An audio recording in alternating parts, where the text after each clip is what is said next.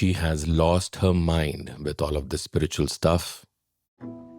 That's what he told everyone at first. The decorated military officer, proud and pragmatic, couldn't understand why his wife had changed so much. Then one day, to prove her wrong, he attended a meditation class.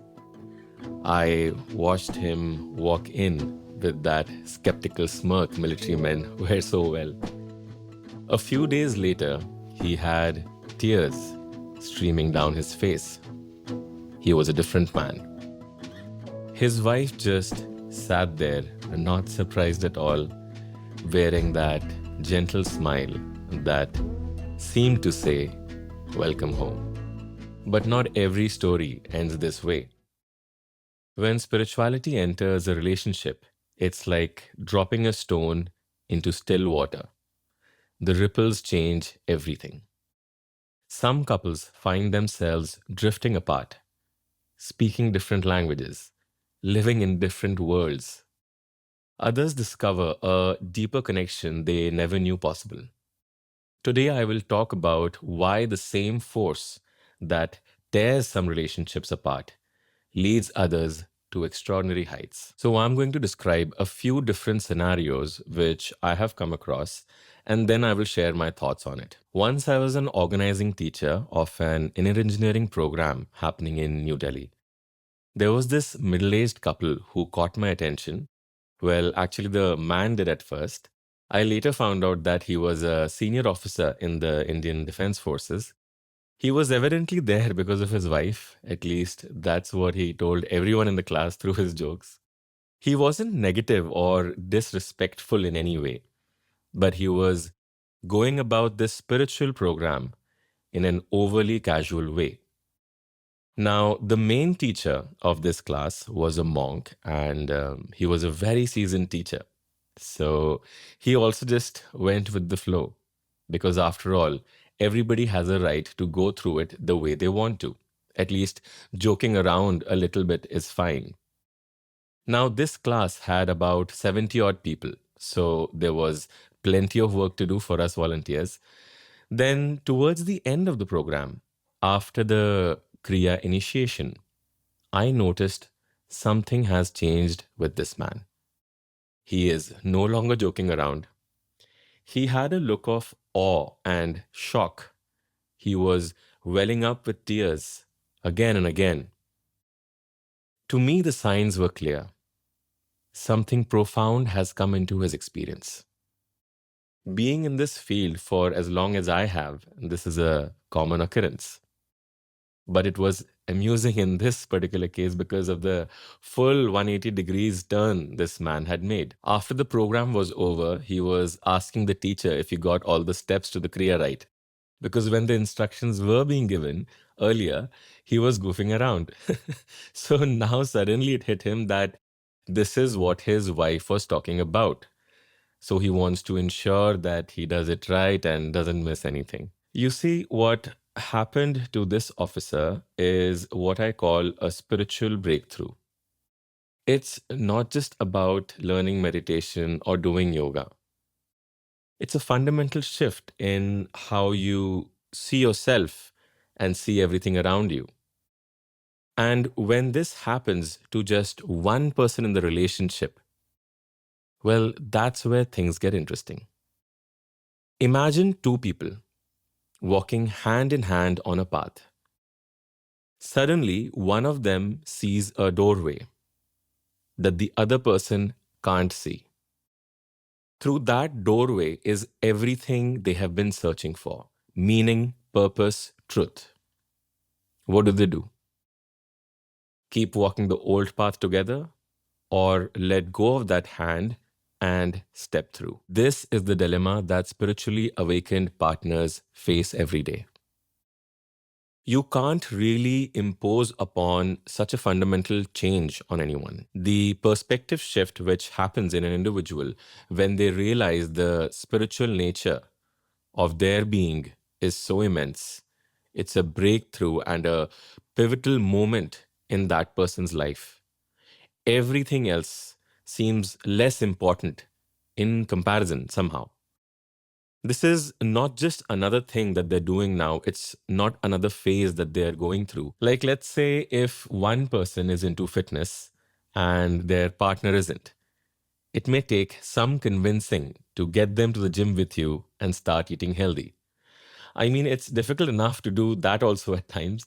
But even if you're unsuccessful at it, and if one of you is a gym rat and the other is a homebody or horizontally challenged, this singular difference in lifestyle is probably not going to make or break the relationship in most cases.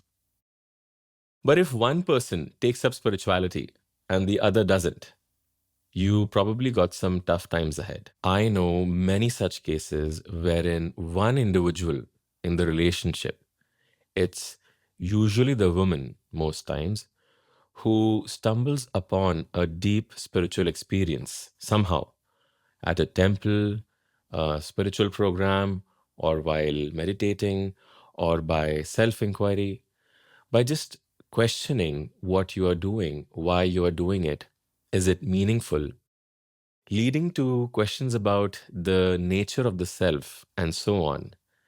This type of existential questioning is really just a gateway into the spiritual path. So, if your partner looks up at the sky with a sense of wonder, she's a witch. Back in the day, if a woman would talk sense and be even slightly spiritual, she would be burnt at the stake. These days, they can't do that. So they will just say things like, she just went too deep into yoga and spirituality, and look what has happened now. And at the same time, these people will claim to worship yogis and saints, but God forbid someone actually turns spiritual in their family. If you think about it, their fear is justified. Deities like Shiva, for example, are known as the destroyer. This can be understood on many different levels. Nataraja, a form of Shiva, is kept in front of CERN in Switzerland because the scientists there thought the Nataraja to be the most appropriate description of the cosmos. This multi-dimensional being dancing in abandon. So, yeah, Shiva being the destroyer has many different meanings, from the atomic level to a more personal level, wherein one finds their old selves being destroyed completely. People in states of deep realizations are often found weeping, maybe because they're mourning the death of their own selves, while an onlooker who doesn't understand it goes, why are you sad, bro? So, no wonder it doesn't work out in a lot of such cases. I won't lie to you. It's because being on the spiritual path means you have a certain goal now. If only one of you has such an orientation, your paths invariably go further and further apart. And the relationship is, for better or worse, torn. I'm not saying it has to be this way, but it's just generally what happens. And is it wrong to separate in such cases? Is it wrong to pursue your inner longing and leave your current partner and maybe potentially find another one whose life goals aligns with you more? What are your options at this point? Is the love that you promised suddenly gone with your higher spiritual realization? What about the commitment you made to them? Is the wavering of that commitment of loving each other forever suddenly out of the window? If it is, what makes you think the next one is going to be different? Will you be happy in the relationship? Is it selfish to only seek your own happiness and not for others? Is it right to stay in a relationship out of a sense of duty? And most importantly, is there love in the relationship? If there is just a need and transaction of emotions, just call it that. A transactions of emotions, sexuality, finances, maybe, probably. But what happens if someone's needs are not fulfilled? What are the terms and conditions of the relationship? Is conditional love really love? Is unconditional love even possible? I'm not saying do this or do that. It's not that simple, I understand.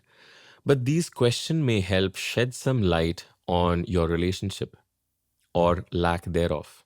Because I have seen enough of the world to know that most people stay in relationships because they're too afraid to rock the boat.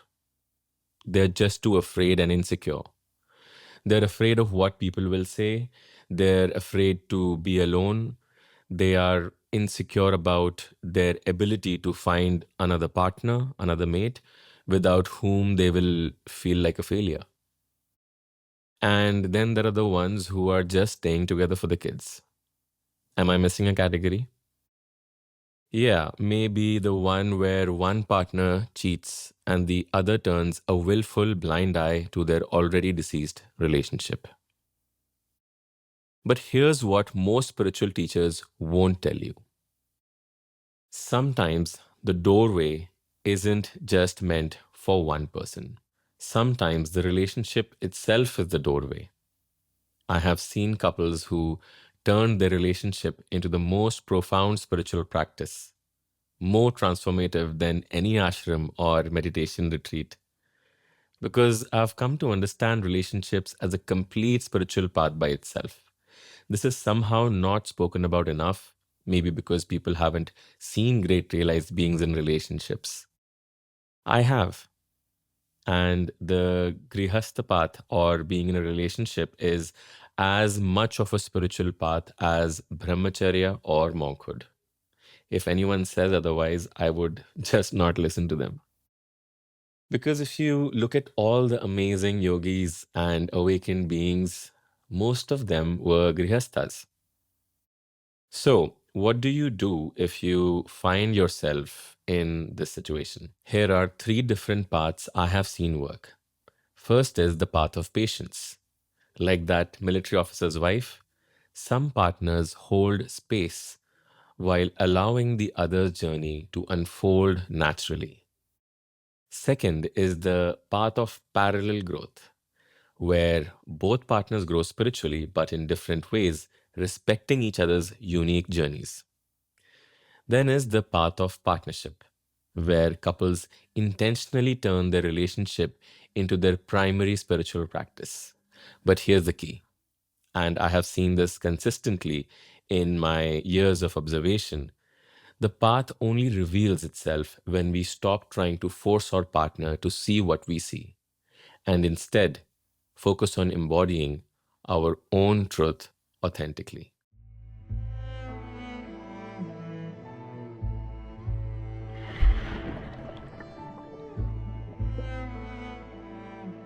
You were born together, and together you shall be forevermore. You shall be together when the white wings of death scatter your days. You shall be together even in the silent memory of God.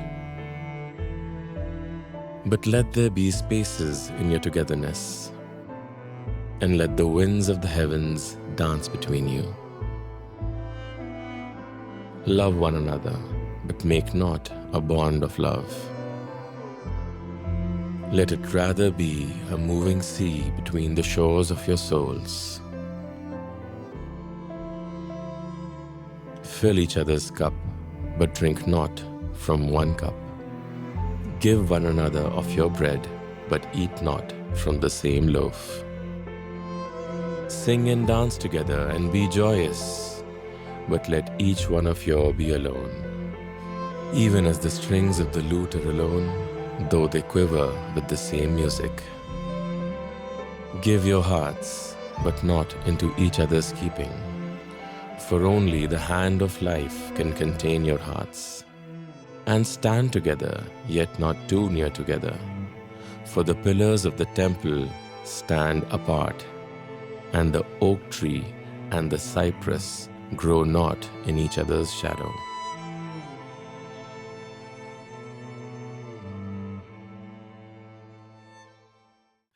So, whether you're the one experiencing a spiritual awakening or you are watching your partner change before your eyes, remember this: true spirituality never asks us to choose between love and growth. Instead, it invites us to expand our understandings of both. Sometimes relationships end not because love is lost, but because both souls need different experiences to grow. And sometimes the greatest spiritual breakthrough happens when two people learn to grow together, even if they're growing in different ways. Remember, love and growth are not opposites, they are two sides of the same journey towards truth. Share your experiences in the comments if you have walked this path in your relationship, maybe. I'd love to hear your story and any questions you have about navigating this journey. If this resonated with you, please subscribe for more spiritual insights and perspectives. And before we wrap up, I have some exciting news to share. I'm finally active on Instagram. And speaking of connecting, YouTube memberships are coming soon. These memberships will give you access to exclusive content and deeper spiritual discussions that I can't wait to share with you. I'm also working on something special, the yogispot.com, which is currently under development. While the site isn't quite ready yet, stay tuned for updates. In the meantime, if you're interested in spiritual consultation sessions, you can reach out to me at theyogispot@gmail.com. I look forward to connecting with you personally through these sessions. Thank you for watching and see you in the next one.